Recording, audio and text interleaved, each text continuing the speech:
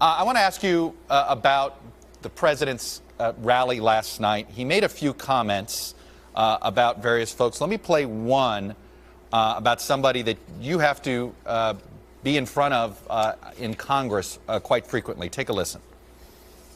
Maxine Waters, a very low IQ individual. You ever see her? You ever seen her? Have you ever see her? We will impeach him. We will impeach the president. But he hasn't done anything wrong. It doesn't matter. We will impeach him.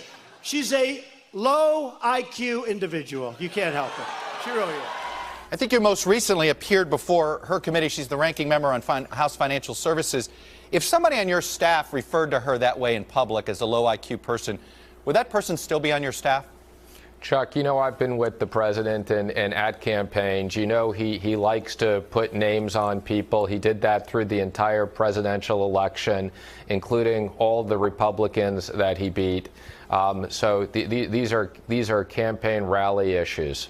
Is this so? It's acceptable. I don't. So you're saying that's acceptable behavior for the rest of the administration too, or is this unique to him? Again, Chuck, this is something that is at a campaign rally, and the president likes making funny names. All right, let me ask you, I'm going to play another clip here about what the president said about the media versus Kim Jong-un. Take a listen. A lot of bad people, a lot of fake media. Look at them. A lot of fake media.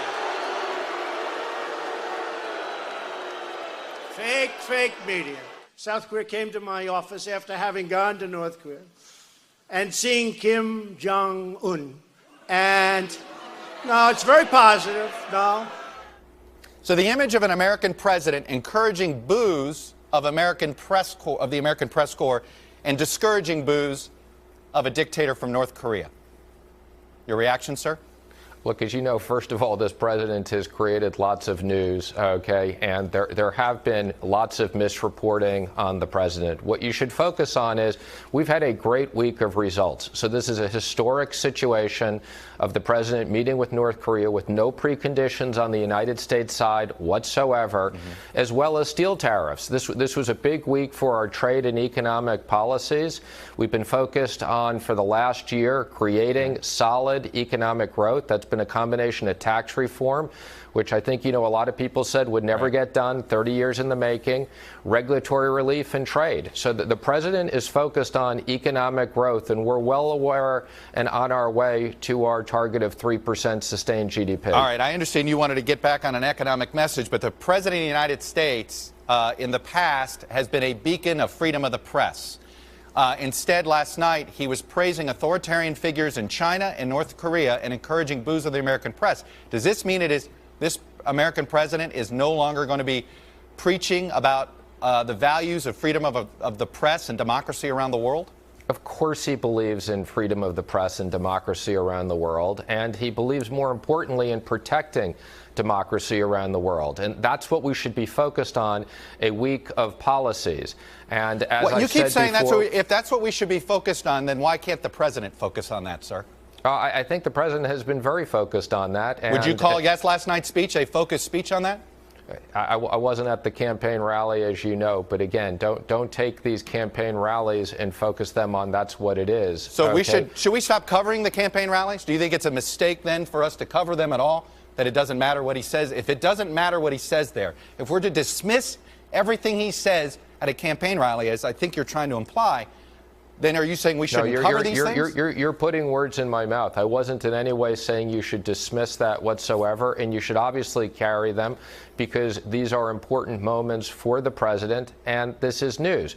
What I'm trying to say is I'm focused on the policies, and the policies have created results. We've had more results in the last year on both foreign policy and domestic matters. So what we should be focused on, and what I came to talk about, were the president's policies. I wanted to talk about those with you. Obviously, he chose not to do that. Look, final question for you. Many people, including myself, raise their kids to respect the office of the presidency and the president of the United States. When he uses vulgarity to talk about individuals, what are they supposed to tell their kids?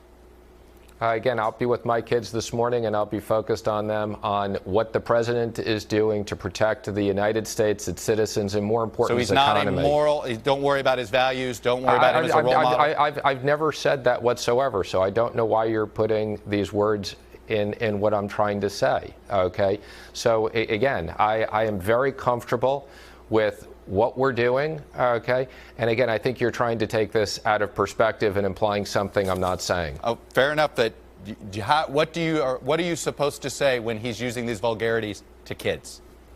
Again, I think you should be focused on what the policies are. He's using those vulgarities in the context of a campaign rally, and obviously there were a lot of funny moments on that rally. Yeah, they were hilarious. Anyway, Secretary Mnuchin, I appreciate you coming on again. I know you had to wake up extra early.